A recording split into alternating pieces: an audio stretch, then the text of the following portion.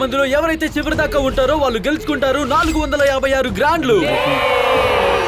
మనం ఆడే మొదటి గేమ్ రెడ్ లైట్ మరియు గ్రీన్ లైట్. వాళ్ళు అరగంటలో ఈ పెద్ద గదికి అవతల వైపు ఉన్న రెడ్ లైన్ ని క్రాస్ చేయాలి. కాబట్టి ముందుగా green light, red light.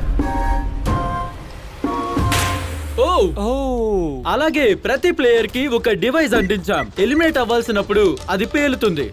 Chris, ఇప్పుడు ఛాన్స్ నీది. Red light.